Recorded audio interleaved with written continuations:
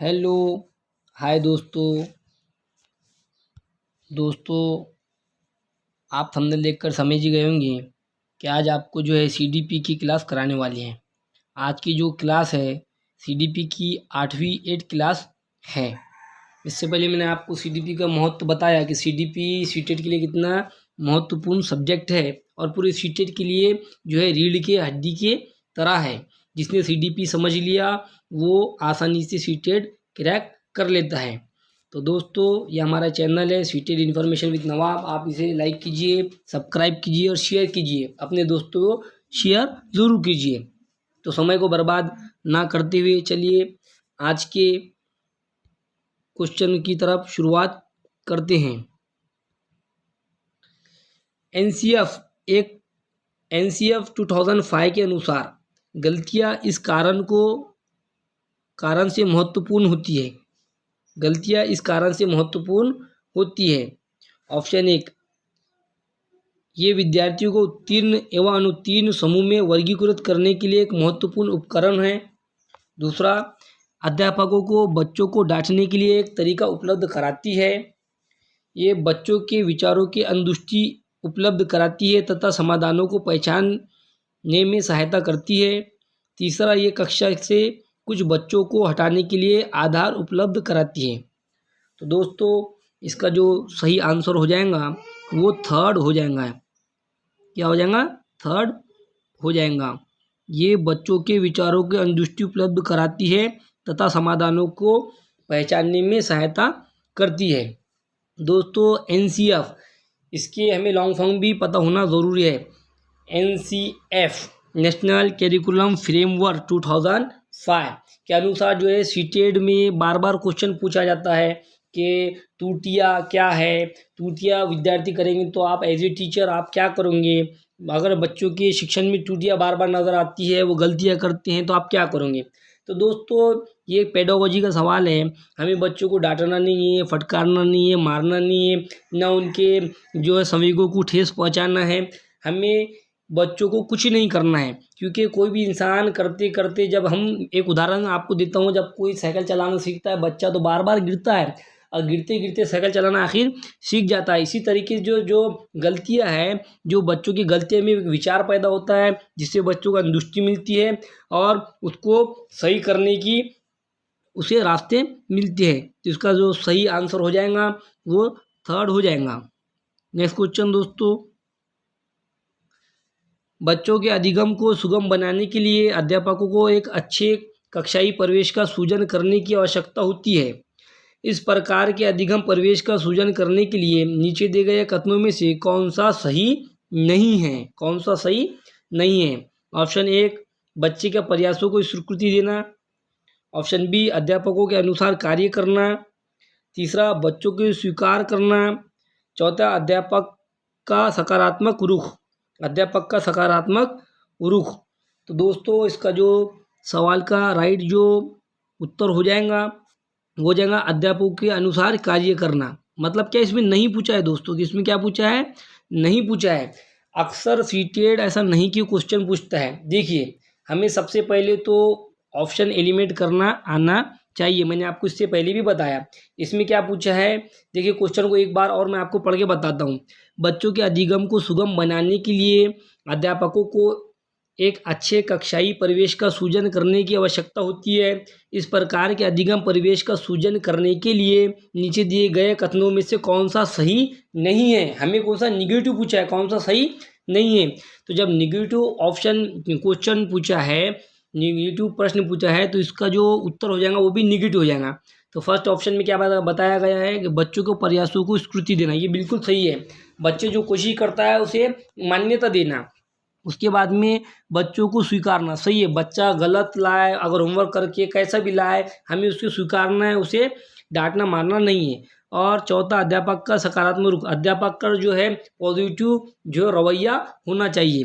इसमें नहीं पूछा है अध्यापकों के अनुसार कार्य करना, तो हमें अध्यापकों के अनुसार कार्य नहीं करना है। मैंने इससे पहले आपको बताया था सीटेट में जो है, सीटेट का केंद्र बिंदु बालक है, विद्यार्थी है, शिक्षार्थी है। हमें शिक्षार्थी के अनुसार कार्य करना है, ना कि अध्यापकों के अनुसार कार्य करना है। तो प्रश्न निगेटिव था, तो इसका जो उत्तर भी निगेटिव हो जाएगा।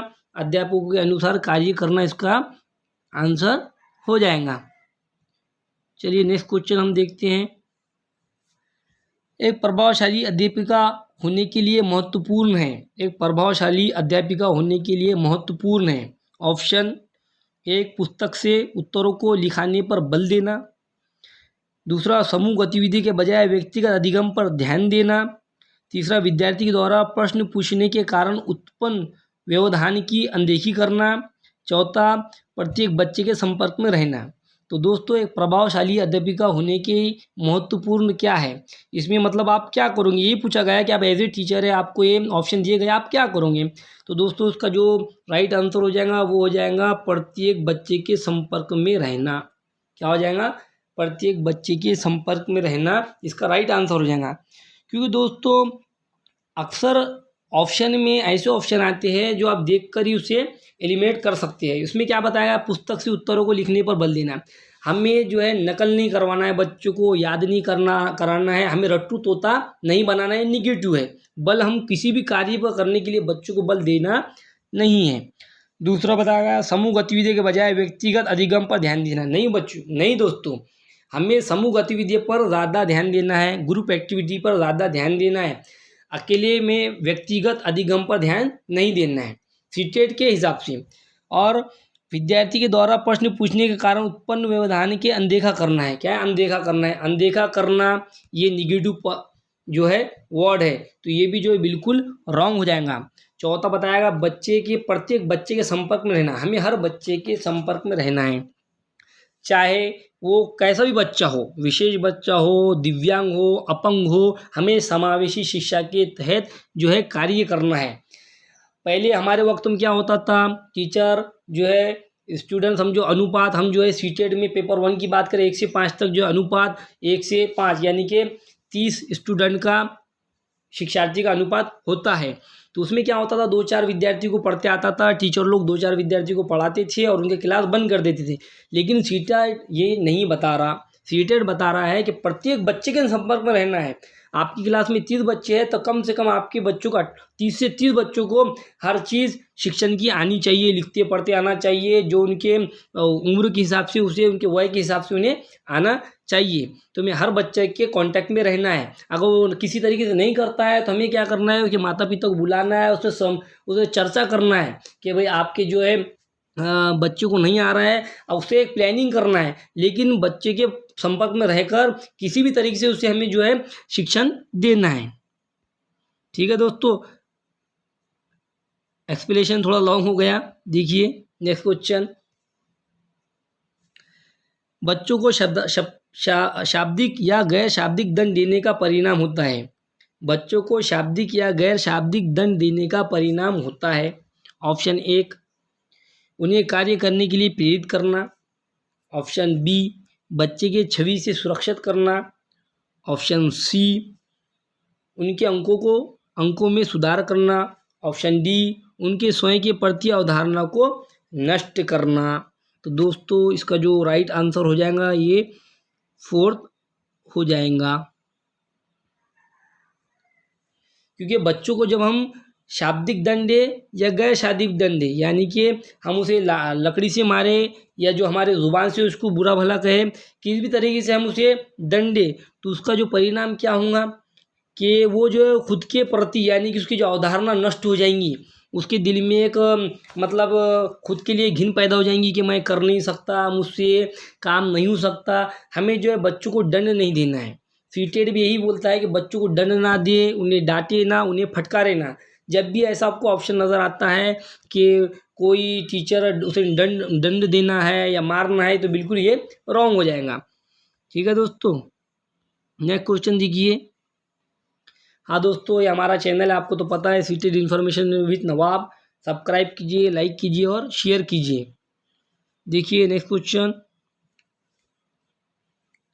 अधिगम अनुभवों को इस प्रकार से आयोजित किया जाना चाहिए जिससे कि अधिगम को सार्थक बनाया जा सके। नीचे दिए गए अधिगम अनुभवों में से कौन सा बच्चों के लिए सार्थक अधिगम को सुगम नहीं बनाता। देखिए दोस्तों, प्रश्न को समझिए, सार्थक अधिगम को सुगम नहीं बनाता। इसके जो ऑप्शन है देखिए, विषय वस्तु को केवल याद करने के आधार पर पुनरावृत्ति, दूसरा विषय वस्तु का प्रश्न बनाना, तीसरा प्रकरण पर परिचर्चा और वाद विवाद, चौथा प्रकरण पर प्रस्तुतिकरण। हाँ, तो दोस्तों इसका जो राइट आंसर हो जाएगा वो हो जाएगा फर्स्ट, क्योंकि इससे पहले मैंने आपको क्या बताया, अगर प्रश्न निगेटिव है तो उत्तर भी निगेटिव ही होगा। इसमें क्या बताया गया है एक मरतबा और मैं आपको बताता हूँ। दोस्तों डरने की बात नहीं है, सीटेड इस तरीके से लॉन्ग और लंबे लंबे क्वेश्चन पूछते हैं, बस हमें समझना है, उसको अच्छे से पढ़ना है और समझना है। अधिगम अनुभव को इस प्रकार से आयोजित किया जाना चाहिए जिससे कि अधिगम को सार्थक बनाया जा सके। नीचे दिए गए अधिगम अनुभवों में से कौन सा बच्चों के लिए सार्थक अधिगम को सुगम नहीं बनाता, समझो सुगम नहीं बनाता। तो विषय वस्तु को केवल याद करना, मैंने आपको बताया था जब कभी भी केवल वर्ड आ जाए, याद करना आ जाए, रट्टा करना आ जाए, नकल करना आ जाए, तो ये क्या है, निगेटिव है। जब आपको प्रश्न निगेटिव पूछा गया है तो उसका आंसर भी निगेटिव ही होगा। चाहिए केवल याद करने के आधार पर पुनरावृत्ति, आपको नीचे का ऑप्शन देखने का काम ही नहीं है। इसका जो है सही जो उत्तर हो जाएगा फर्स्ट हो जाएगा। चलिए नेक्स्ट क्वेश्चन। शिक्षण में अध्यापकों के द्वारा विद्यार्थियों का आकलन इस अंतर्दृष्टि को विकसित करने के लिए किया जा सकता है। ऑप्शन देखिए, उन विद्यार्थियों की पहचान करना जिन्हें उच्चतर कक्षा में प्रोन्नत करना है। उसके बाद में उन विद्यार्थियों को प्रोन्नत करना जो विद्यालय के स्तर के अनुकूल नहीं है। तीसरा, शिक्षार्थियों की आवश्यकता के अनुसार शिक्षण उपागम में परिवर्तन करना। और चौथा, कक्षा में प्रतिभाशाली तथा कमजोर विद्यार्थी के समूह बनाना। तो दोस्तों इसका जो राइट आंसर हो जाएगा वो थर्ड हो जाएगा, शिक्षार्थियों की आवश्यकता के अनुसार शिक्षण उपागम में परिवर्तन करना। इसमें क्या बताया गया है कि सीटेड क्या बोलता है, हमें आप एज ए टीचर हैं, अगर एक पद्धति से, एक तरीके से, एक मेथड से स्टूडेंट को समझ नहीं आ रहा तो आपके जो है उनकी आवश्यकता के अनुसार यानी उनकी ज़रूरत के अनुसार आपके शिक्षण उपागम में परिवर्तन करना यानी बदलाव करना। जैसे कि बताया गया है, हमें अलग अलग पद्धति बताई गई है, अलग अलग पढ़ाने के मेथड बताए गए हैं। जैसा कि अगर बच्चों को क्लास में नहीं समझ में आ रहा तो आप जो है उसे गार्डन में लिख जाओ, जैसा कि हमने स्वीटेड में पढ़ा है किंडर गार्डन विधि, जो फ्रोबेल इसके संस्थापक है कि किंडर गार्डन विधि, उनका कहना क्या था कि बच्चों को अगर नहीं समझ में आ रहा तो आप खेल खेल के द्वारा उसे समझाए, खेल के द्वारा आप उसे गणित पढ़ाए, खेल के द्वारा आप उसे जो है किसी भी तरीके से आप वो पढ़ाए, आपके उनकी ज़रूरत के हिसाब से आपको जो है आपके शिक्षण उपागम में परिवर्तन करना है। तो इसका जो राइट आंसर हो जाएगा थर्ड हो जाएगा। चलिए दोस्तों नेक्स्ट क्वेश्चन, शिक्षार्थियों को ज्ञान अर्जन में सहायता करने के क्रम में अध्यापकों को किस प्रकार ध्यान केंद्रित करना चाहिए। ऑप्शन एक, सुनिश्चित करना कि शिक्षार्थी सब कुछ याद करते हैं। ऑप्शन बी, शिक्षार्थियों के द्वारा प्राप्त किए गए अंकों ग्रेडों पर। तीसरा, शिक्षार्थियों को सक्रिय सहभागिता के लिए शामिल करना। और चौथा, शिक्षार्थी द्वारा अधिगम के अवधारणाओं में कुशलता प्राप्त करना। तो दोस्तों इसका जो राइट आंसर हो जाएगा थर्ड हो जाएगा, यानी कि सी इसका आंसर हो जाएगा। देखिए दोस्तों, शिक्षार्थियों को सक्रिय सहभागिता के लिए शामिल करना, मैंने आपको इससे पहले भी बताया था, जब भी आपको ऑप्शन में सक्रिय आ जाए, सहभागिता आ जाए, यानी कि बच्चा जहाँ कहीं भी आपको एक्टिवेट मिले कार्य करते हुए, तो आपका जो है 100% आपका जो ऑप्शन वही सही होगा। तो इसमें भी क्या बताया गया है, शिक्षार्थियों के सक्रिय सहभागिता के लिए शामिल करना है, सहभागिता के लिए शामिल करना। आपका जो राइट आंसर सी हो जाएगा। नेक्स्ट क्वेश्चन, एक बच्चे के कॉपी में लिखने में विपरीत छवियां, दर्पण छवि यदि जैसे गलतियां मिलती है, इस प्रकार का बच्चा लक्षण प्रदर्शित कर रहा है। ऑप्शन ए, अधिगम में असुविधा के। ऑप्शन बी, अधिगम में अशक्यता के। ऑप्शन सी, अधिगम में कठिनाई के। ऑप्शन डी, अधिगम में समस्या की। तो दोस्तों इसमें बताया गया है, हमें प्रश्नों को अच्छे से समझना है कि उसकी कॉपी में जो है दर्पण छवि आदि जैसी गलतियां मिलती है, तो उसका कारण क्या है। उसका कारण क्या है दोस्तों, अधिगम में अशक्यता की, यानी कि जो है उसे सीखने में जो है उसे कठिनाई आ रही है। इसका ऑप्शन बी हो जाएगा।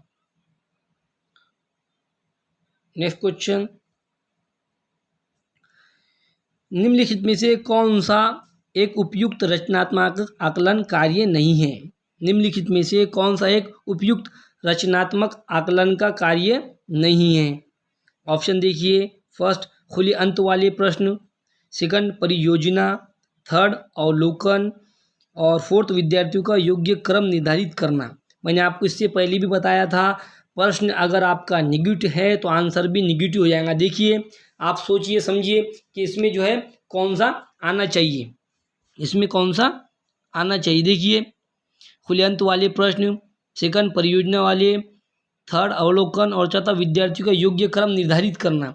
हमें ये मालूम है कि हम बच्चे को निर्धारित नहीं कर सकते, उसके क्रम अनुसार उसके नंबर पर जो है उसे नामांकित नहीं कर सकते, निर्धारित नहीं कर सकते, तो ये निगेटिव हो जाएगा। इसलिए इसका जो राइट आंसर भी है क्या हो जाएगा, निगेटिव हो जाएगा। तो दोस्तों इसका राइट आंसर डी होगा। तो नेक्स्ट क्वेश्चन दोस्तों, आज की हमारी क्लास यहीं ख़त्म होती है। तो हमारे दोस्तों इस चैनल को seated information with Nawab subscribe कीजिए, लाइक कीजिए और शेयर कीजिए। और दोस्तों ऑल के बटन को दबाना ना भूलिए, क्योंकि बच्चे जो है स्टूडेंट सब्सक्राइब करते हैं लेकिन ऑल के बटन को नहीं दबाते हैं। ऑल के बटन को दबाने में हमारा फ़ायदा यह है कि आपको आने वाली वीडियो जो है प्राप्त होंगी। ठीक है दोस्तों।